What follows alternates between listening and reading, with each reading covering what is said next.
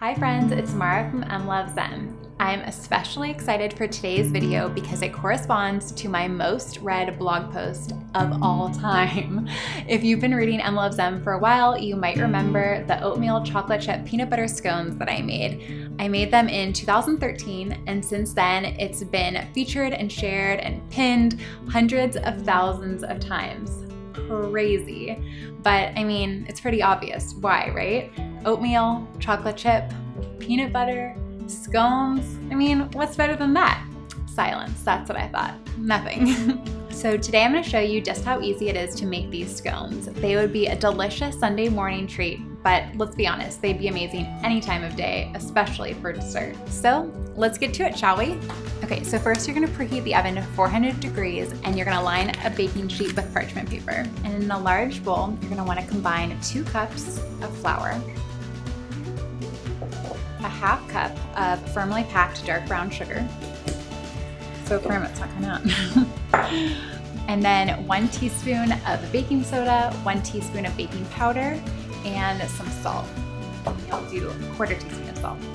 And then 1 cup of oats. So now you're just gonna whisk up the mixture. You might need to break down some of that brown sugar. Okay, and then what you're gonna do is you're gonna put in your butter.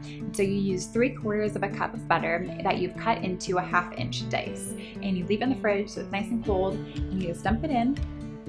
And then you're gonna use your fingers or pastry cutter to kind of break up the butter so that they get into tinier, smaller little pieces.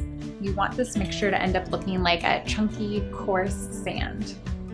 Okay, so once that's done, you're gonna set it aside just for a second.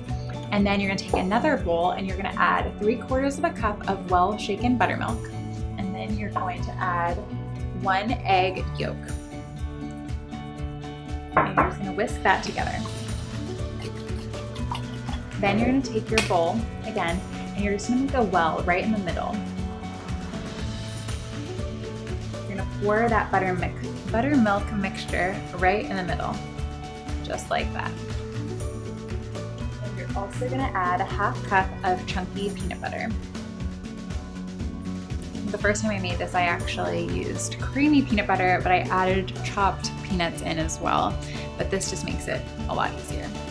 Now what you're gonna do is you're just gonna gently mix this up until it starts to come together as a dough.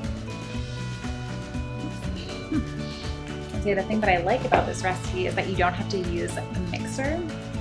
Although I do love my stand mixer, and you get a little bit of an arm workout too, which is always good when you're gonna be eating some sweets. Then what you're gonna do is you're gonna add in your chocolate chips, and you're gonna do 3/4 of a cup, and you're gonna mix that in as well. I'd say you wanna be careful not to over knead the dough, especially when you're baking.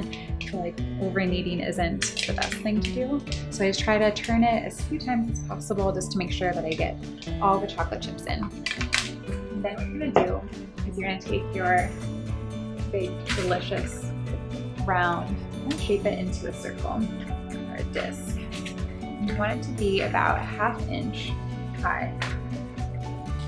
I wish you guys could smell this, it smells so good.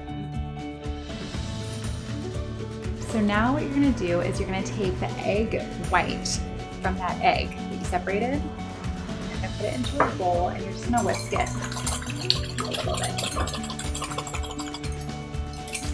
You're just gonna brush it, the egg wash right on top, just a little bit. Like that. And you can sprinkle with raw sugar. How much sugar to add, completely up to you. I think I probably added about 1 tablespoon.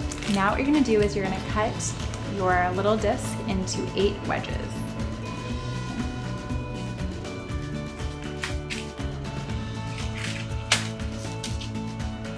Okay, so now you're gonna put this in the oven for 18 minutes, but you're gonna wanna make sure to rotate it halfway.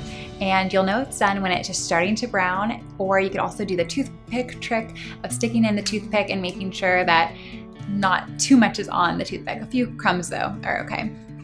I hope you all enjoyed seeing this recipe come to life. I hope you make these scones again and again and love them as much as we do. If you have any questions for me, please leave them below. And if you want to see more videos, please like and subscribe. Thanks so much for watching, you guys, and happy baking!